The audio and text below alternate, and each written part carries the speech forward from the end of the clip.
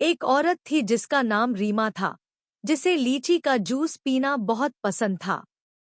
लेकिन उसके पास कभी भी जूस पीने के लिए पैसे नहीं रहते थे, इसलिए वो हमेशा अपने मन को मारती रहती थी। रीमा का कोई एक घर ठिकाना नहीं था।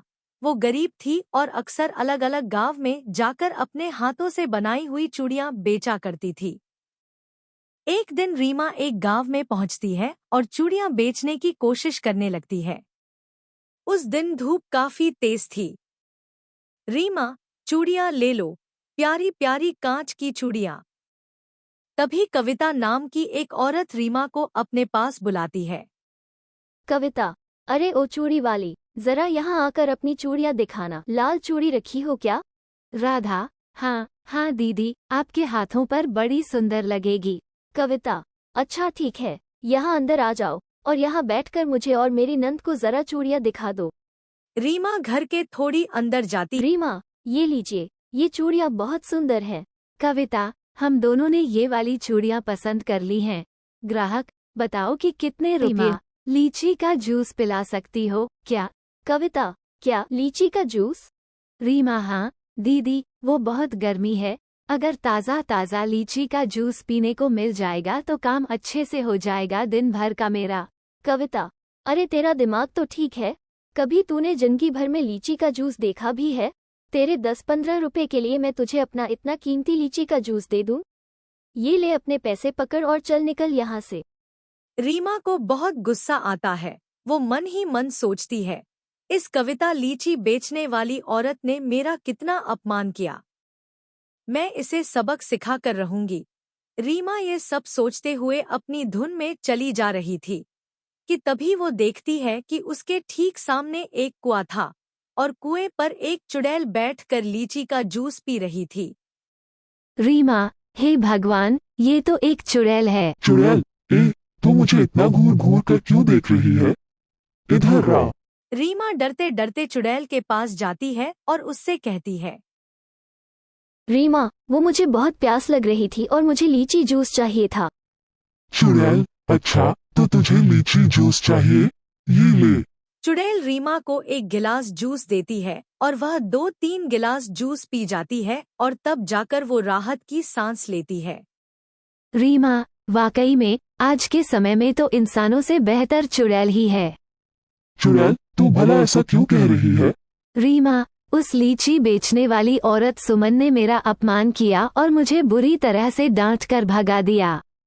चुड़ैल, हाँ हाँ हाँ हाँ हाँ हाँ हाँ, वैसे तेरे साथ हुआ तो बहुत गलत। अच्छा ये बता, क्या तू उस औरत से बदला लेना चाहती है? रीमा, हाँ, मगर भला मुझे जैसे चूड़ी बेचने वाली और दर दर भटकने वाली औरत उस कविता से कैसे बदला ले सकेगी? चुड़ैल, मैं तेरी मदद कर सकती हूँ। मेरे पास एक प्लान है जिससे वो लीची बेचने वाली औरत का घमंड चूर चूर हो जाएगा। रीमा यह सोचकर बहुत खुश हो जाती है चुड़ैल उसकी मदद करेगी और वह अपने घर चली जाती है। अगली सुबह रीमा चुड़ैल के पास जाती है। चुड़ैल अपने लीची जूस के कुएं में से 2 बाल्टी लीची जूस निकालती है और उसमें जादू करके उसे खराब कर देती है। औरत के लीची जूस से बदल देना। रीमा ऐसी करती है, सारा खराब जूस ताजे जूस से बदल देती है। थोड़ी ही देर में उस लीची वाली औरत का दिया हुआ जूस पीकर कई लोग बेहोश हो जाते हैं और उन सब के घरवाले सुमन के घर के बाहर खड़े होकर शिकायत करने लगते हैं। चुड़ैल और रीमा थोड़ी दूर पर खड़े होकर ये सब नजारा देख रहे थे। देख, मुझे नहीं पता ये सब कैसे हुआ, लेकिन मैंने कुछ नहीं किया। मैं भला ऐसा क्यों करूंगी? अरे ये गांव मेरा भी तो घर है, तो मैं अपने ही घर के लोगों के साथ ऐसे क्यों करूंगी? एक तो खराब जूस बेचती हो, ऊपर से नाटक बताती। अरे तुम्हारा दिमाग तो ठीक है, मैंने तो सिर्फ उसमें पानी मिलाया था। आखिर इतने सारे लोगों के दबाव में आने पर कविता को सबके पैसे वापस लौटाने ही पड़ते हैं और इससे उसका पैसों का सारा घमंड चूर हो जाता है। उधर चुड़ैल ये सब देखकर हंस रही थी। चुड़ैल, लो अब तुम्हारा काम तो हो गया, अब मैं चलती हूँ मेरा काम करने। रीमा, क्या तुम्हारा काम? और भला वो क्या है?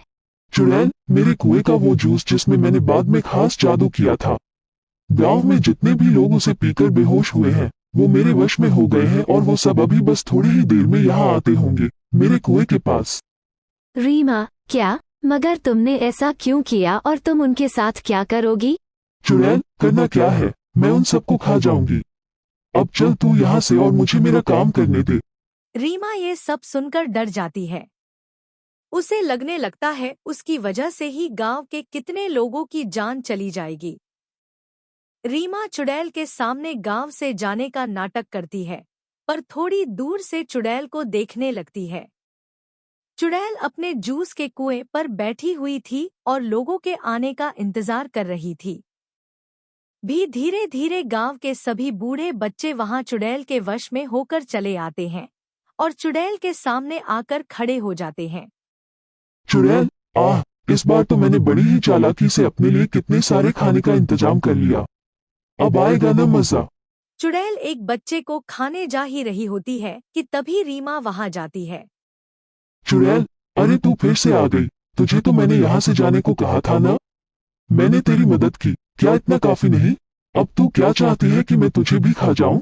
रीमा, तुमने मेरी मदद नहीं की, तुमने तो सिर्फ मेरा इस्तेमाल किया ताकि तुम इन सब को खा सको, पर मैं ऐसा नहीं होने दूंगी। मैं इन सब को बचाऊंगी। चुड़ैल, हाँ, तू बचाएगी इन्हें, और भला वो कैसे? तू मुझसे लड़ेगी? तू शायद भूल रही है कि मैं एक चुड़ैल हूँ। रीमा ये सब देखकर सोचती है, एक ही तरीका है, मुझे अपनी सारी ताकत एक बार में ही लगानी होगी इसे हराने के लिए। रीमा हिम्मत करके चुड़ैल की तरफ दौड़ती हुई जाती है और उसे कुएं में धक्का दे देती है। चुड़ैल कुएं में गिरकर लीची जूस में डूबने लगती है। चुड़ैल के उसके ही कुएं में कैद होते ही उसका जादू भी टूट जाता है और सभी लोग होश में आ जाते हैं।